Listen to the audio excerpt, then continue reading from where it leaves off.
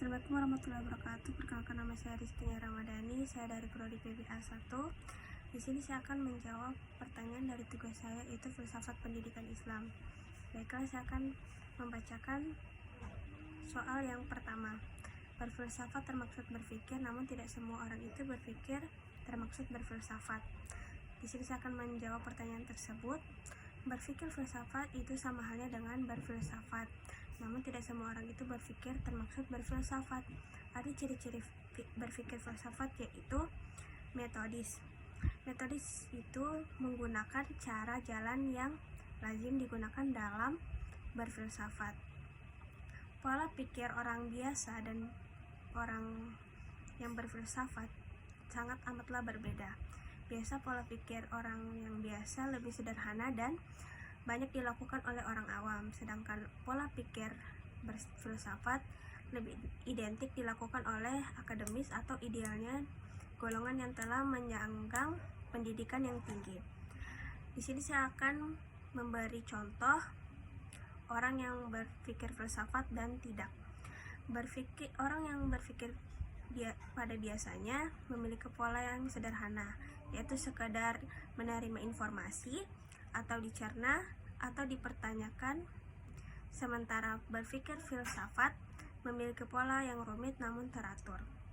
Sistemnya selalu mempertanyakan segala hal yang menggunakan kata tanya, apa, mengapa, dan bagaimana. Baiklah, di sini saya akan menjawab pertanyaan selanjutnya, yaitu bagaimana manfaat dan tujuan belajar filsafat pendidikan bagi seorang guru. Bagi seorang guru, filsafat pendidikan itu sangat perlu karena filsafat pendidikan akan mempengaruhi bagaimana cara mengajar pendidik siswanya melalui filsafat pendidikan yang dianutnya. Seorang guru seharusnya memiliki filsafat hidup dan filsafat pendidikan yang jelas yang merupakan bagaimana dari kepribadiannya. Oleh karena itu, bagi seorang mahasiswa seperti saya, calon guru, mempelajari filsafat itu perlu bukan saja memperluas wawasan mengenai pendidikan serta membantu dalam memahami siswa dan mengembangkan gaya belajar yang tepat, tetapi juga menyadarkan mengenai makna dan berbagai aspek kehidupan manusia. Baiklah, di sini saya akan menjawab pertanyaan selanjutnya, yaitu pada perkuliahan Anda telah mempelajari hubungan antara filsafat pendidikan dan manusia.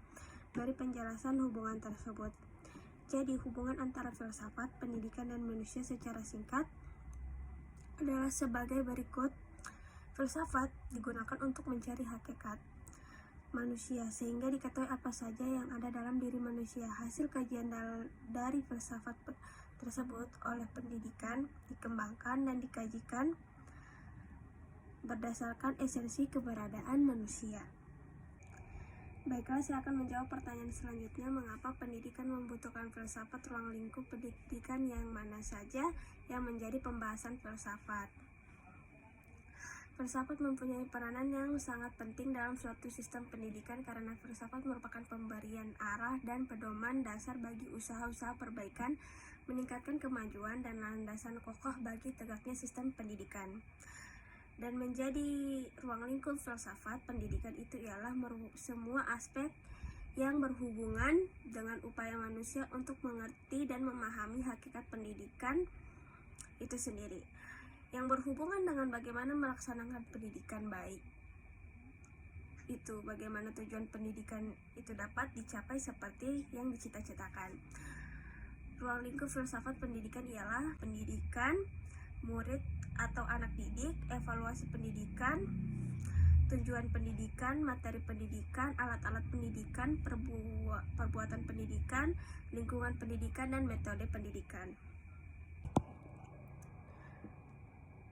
Baiklah, di sini saya akan menjawab pertanyaan terakhir, yaitu deskripsikan perbedaan aliran filsafat pendidikan berikut ini. Aliran progresisme, aliran esensialisme, aliran premialisme, aliran rekonstruksialisme. Filsafat pendidikan membahas tentang aliran progresisme, aliran esensialisme, aliran premialisme, dan aliran rekonstruksialisme. Aliran progresisme merupakan aliran pendidikan yang berhubungan dengan pengertian bersifat terbuka. Aliran progresisme berpengaruh dalam pembaruan pendidikan karena aliran progresisme ini selalu memandang bahwa pendidikan adalah proses perkembangan. Aliran esensialisme adalah aliran filsafat agar manusia kembali kepada kebudayaan lama, karena kebudayaan lama telah banyak melakukan kebaikan untuk manusia. Dan aliran perennialisme merupakan esensi kepercayaan filsafat perennial yang berpegang pada nilai-nilai atau norma-norma yang bersifat abadi. Dalam hal pendidikan, perennialisme memang memandang bahwa tujuan utama pendidikan adalah untuk membantu siswa dalam memperoleh dan merealisasikan kebenaran abadi. Aliran ini menilai bahwa kebenaran itu bersifat universal dan konstan, maka jalan untuk mencapai adalah melatih intelek dan disiplin mental. Dan aliran terakhir, aliran rekonstruksialisme adalah suatu aliran yang berusaha merombak tata susunan lama dan membangun tata susunan hidup kebudayaan yang bercorak modern, merupakan kelanjutan dari gerak progresisme. Baiklah, sekian dari saya. Mohon maaf jika ada yang salah, saya akhiri. Wabillahi taufiq walhidayah. Wassalamualaikum warahmatullahi wabarakatuh.